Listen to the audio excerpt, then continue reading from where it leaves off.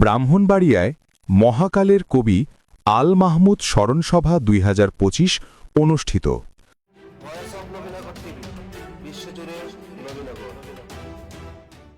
বাঙালি সাহিত্য ও সংস্কৃতির আকাশে এক উজ্জ্বল নক্ষত্র মহাকালের কবি হিসেবে খ্যাত আল মাহমুদকে স্মরণ করতে অনুষ্ঠিত হল এক হৃদয়স্পর্শী স্মরণসভা।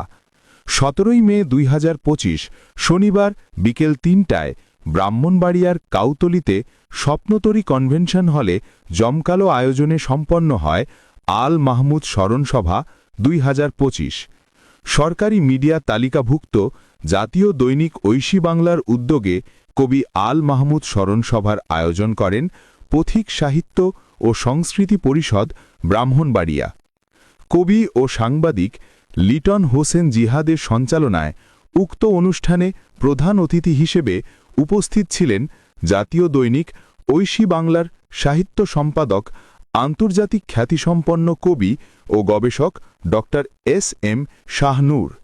তিনি বলেন, আল মাহমুদের কবিতা শুধু কবিতা নয়, তার সময়ের দলিল, সংগ্রামের ভাষা এবং মানবতার এক অনন্য উৎস। এ সময় প্রধান অতিথি দৈনিক ঐশী বাংলার বিশেষ আয়োজন কবি আল মাহমুদ সংখ্যার পাঠ উন্মোচন করেন। মানবিক কবি সাজ্জাদ হোসেন জামালের সভাপতিত্বে অনুষ্ঠান উদ্বোধন করেন কবি আল মাহমুদ গবেষক কবি মহিবুর রাহিম, যিনি বলেন, আল মাহমুদ ছিলেন বাংলা কবিতার অনন্য সাধক, যার কলমে উঠে এসেছে মাটি, মানুষ আর ইতিহাসের গন্ধ। মুখ্য আলোচক হিসেবে অংশ নেন মানবিক বিশ্ব গড়ার স্বপ্নদ্রষ্টা ও সাহিত্য সারথি প্রফেসর ড আলহাজ শরীফ আবদুল্লাহ হিস শাকিহ। এতে বিশেষ অতিথি হিসেবে উপস্থিত ছিলেন দৈনিক ঐশী বাংলার বার্তা প্রধান মোহাম্মদ মিজান হাওলাদার।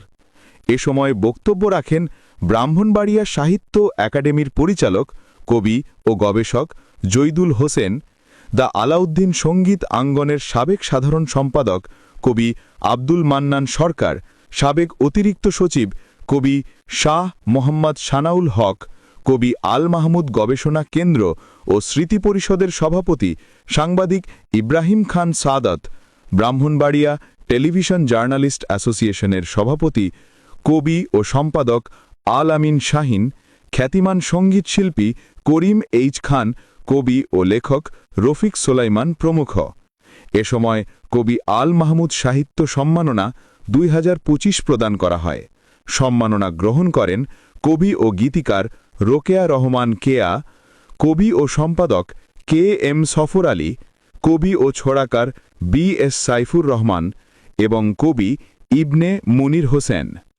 বক্তারা বলেন, আজ আমরা কবি আল মাহমুদকে স্মরণ করছি গভীর শ্রদ্ধা ও কৃতজ্ঞতায়, কারণ আমাদের সাহিত্যবোধ, আত্মপরিচয় এবং কবিতার গভীরতা তার কারণেই এত সমৃদ্ধ। তার সৃষ্টি বেঁচে থাকবে যতদিন বাংলা ভাষা বেঁচে থাকবে, যতদিন একজন কবি কলম হাতে মানুষের পাশে দাঁড়াতে চাইবে।